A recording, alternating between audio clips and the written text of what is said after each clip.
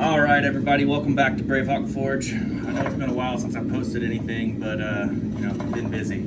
So today I actually had a class scheduled and everybody had to reschedule. So I have some extra time to do some stuff that I've been wanting to do, as well as work on products that have been ordered. So this is actually a very personal project that I've been working on for my family. My grandfather passed away in August of 2021, and to commemorate his life, I am going to make a patterned Damascus blade kitchen knife for my grandmother. So what I have here is I have a little bit of his ashes filtered that I'll be incorporating into the blade. I've got some 1095 powder, various size of ball bearings. These are 1/4 inch all the way down to, or 3/8 of an inch. 3/8 of an inch all the way down to like 5/32, so very small. And then I have a piece of 1095. What my goal is I'm gonna make a river pattern Damascus, and I'm gonna make 2 billets long enough or big enough to sandwich on each side of a piece of W2 steel to where I have a very hard core, and it'll be a sand my blade, and it'll look like there's a river pattern going down the center of the blade. I did river pattern because my grandfather loved to fish. He was an avid fisherman, and I think he would enjoy it. So I think he'd enjoy being a part of it. So what I'm gonna do is I'm gonna take just a little bit of his ashes and sprinkling it in the very bottom of my canister. This is a stainless steel canister. It's 1 3/4 by 1 3/4. I've welded up the end and charred it, and the reason I do that is because it allows for a little bit better of a separation when it comes time to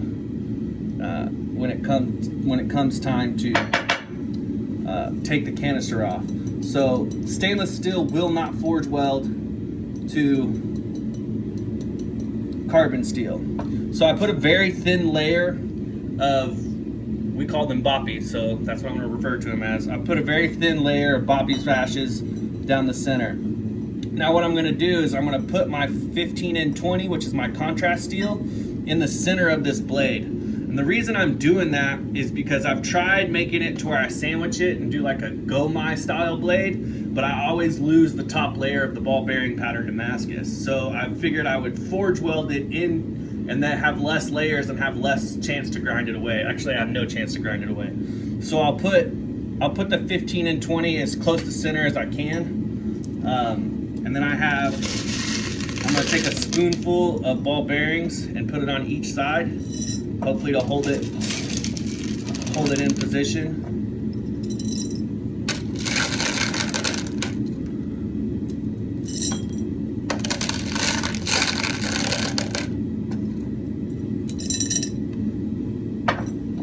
And I can actually put a whole lot more in there because as of right now, we're not even close to really making an effect. So I'm actually gonna do this.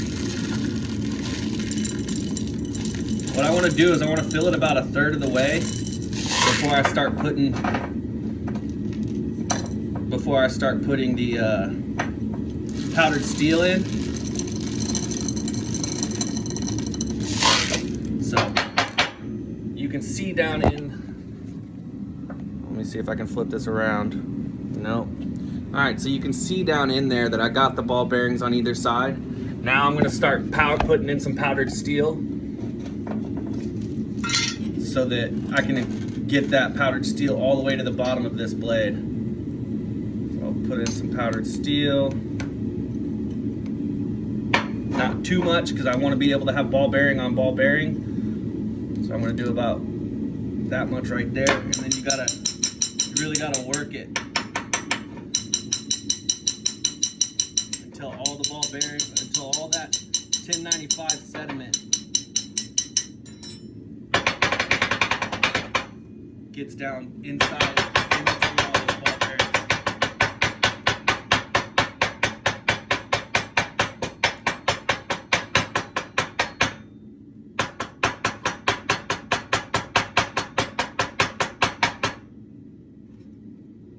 So I got a little bit more room on this side than I did on the other. So the reason I'm using different size ball bearings, because I feel like it'll make a really cool pattern along the edge of the river. It'll look like different size pebbles, and that's what I'm really going for, are different size rocks. So we'll continue this process, and then I'll show you the last part. I'll speed it up so you don't have to watch all this.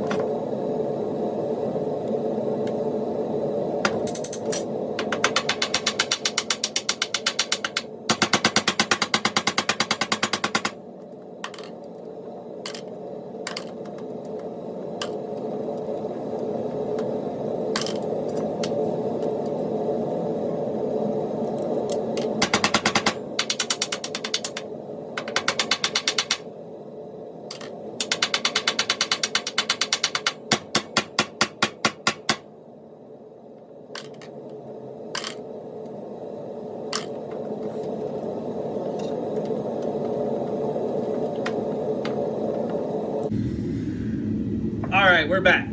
So you can see that I have filled the canister pretty much all the way up. I'm gonna put a little bit more powdered steel in there just so where it's nice and flat across the top and there's no voids. You don't want any voids in a canister because it'll create an air pocket and could potentially ruin your canister. So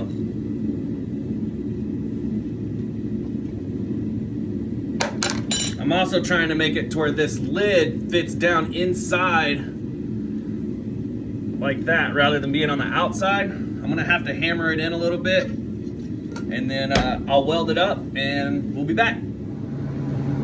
All right, so I've got the lid on. I'm about to tack weld it up, and seeing as how it's stainless steel, this is not really, I don't have the right wire, so we're just making it airtight as possible. So I'm just gonna run a bead all the way around and we'll be ready for the forge.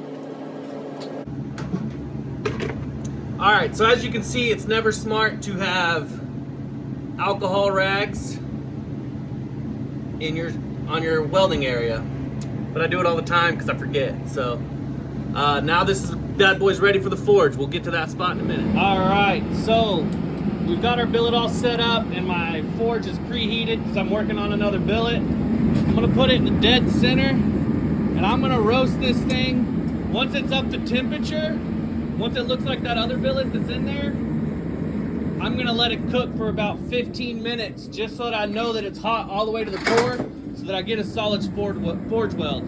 So stay tuned. All right, so my billet's been in the forge for at least 15 minutes at temperature. So what I'm going to do is I'm going to pull it out and start my forge welds. Now when you're forge welding a canister, you want to try and do it as evenly as possible. Unfortunately, I don't have a press with triangular dies or squaring dies. So I use my big blue here, and I've had a lot of luck with that. So hopefully it goes well.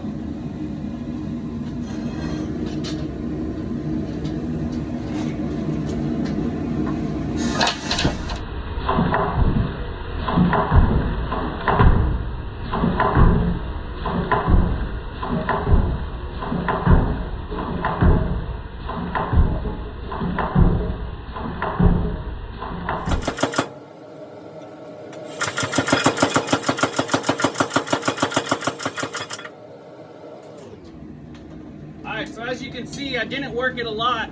Right now I'm just trying to tap all that powdered steel together, and I got to keep it at a very high temperature. I'll do this about 3 times, and then I'll show you me cutting it off, cutting off the canister. So stay tuned. All right, so I've got my billet forge welded together.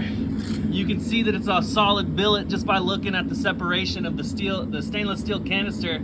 You can see in there that it's solid, so that makes me really happy. And like I said, the reason I use that stainless steel is because it will not forge weld to the metal, and it makes a very, very, very solid billet. I'm really excited about this, and I'm gonna let it cool down, and then we'll cut off the canister and look at our billet. All right, so all I'm gonna do is just cut off one end, make sure that the billet's all nice and forge welded, and it should just slide right out. I'm looking at it. All right, so I've got both ends kind of sliced off, and then I cut one channel down one side, and you can see that I can just split this guy pretty easily.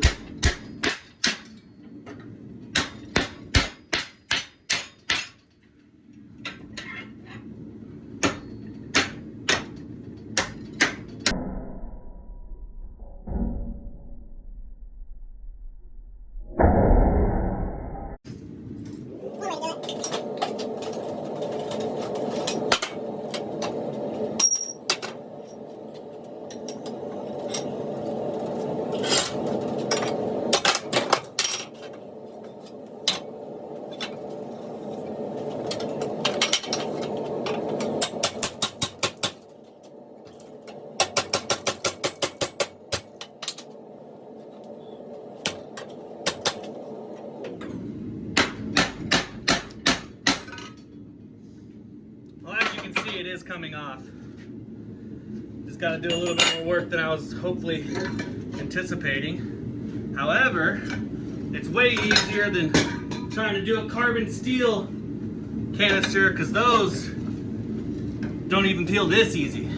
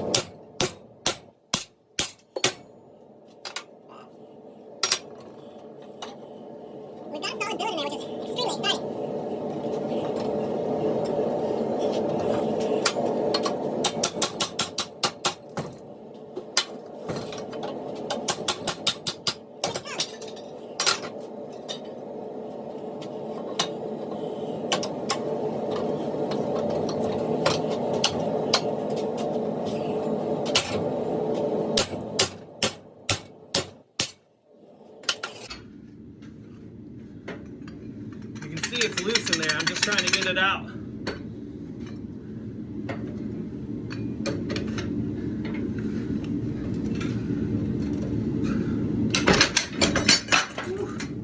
And there we go.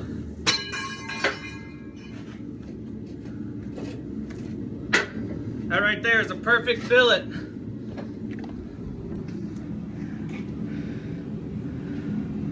Solid as steel.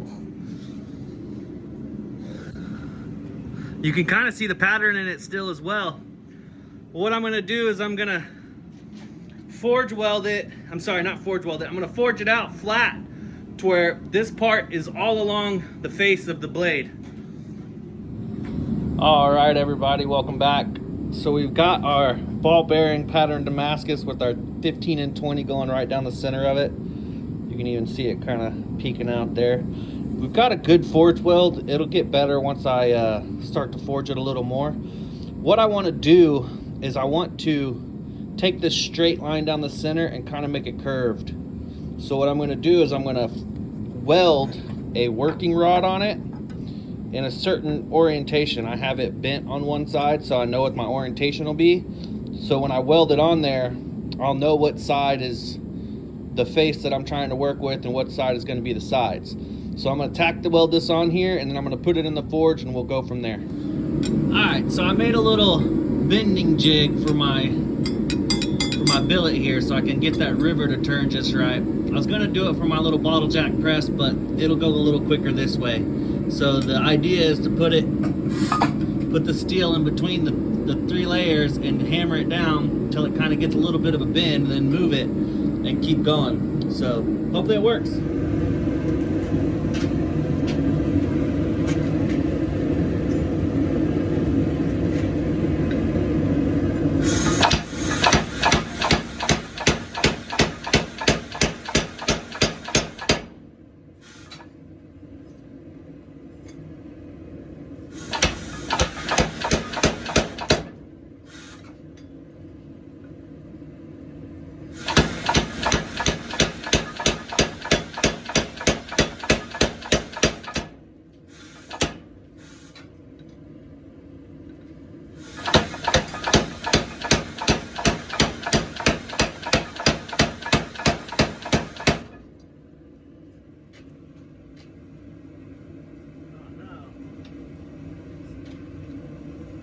So I went a little hard right there, and it looks like that my forge weld wasn't as tight as I thought it was, so I'm gonna have to cut that end off and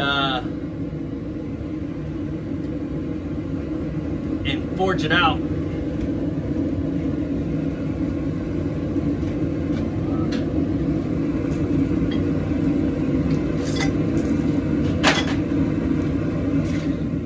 All right, everybody, welcome back. Sorry it's been a while. I know I've been working on this project for a long time, but you know, I get busy with work. So I'm back at working on the Boppy blade. So far what we've done is we've taken a ball bearing canister Damascus and put a 15 and 20 river in the center of it. Now I forged that out into this. I have two of these. All right. I've cleaned one side so that I can forge weld the other. You can kind of see the pattern, probably not in this video, but with the naked eye you can kind of see the pattern in there.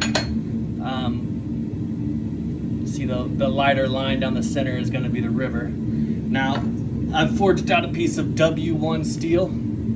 This is going to be the core of our blade, the cutting edge. This is a very high carbon, very strong steel, and it makes really good kitchen knives. So if all goes well, this should be a very sturdy blade.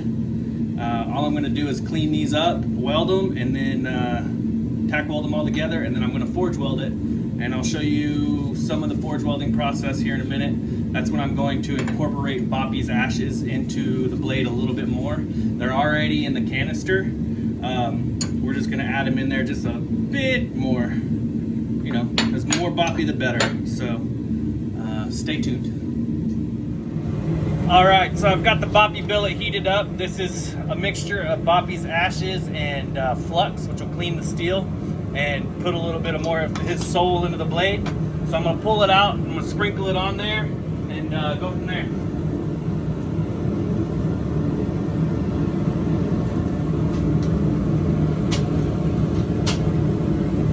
So the flux is designed, or the reason for the flux is to clean out any impurities in the blade. This gives us another option of putting Boppy in the blade. So I'm just going to sprinkle it on the edges pretty graciously.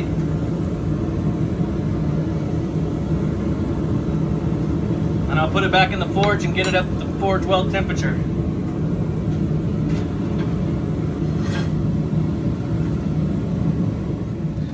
Alright, right, so from here I'm just gonna forge this billet out into a nice thin blank, and then I will, you know, go from there on making the knife. So I'll let you watch this part, and then I'll, you know, skip ahead so that you don't have to keep watching the same thing.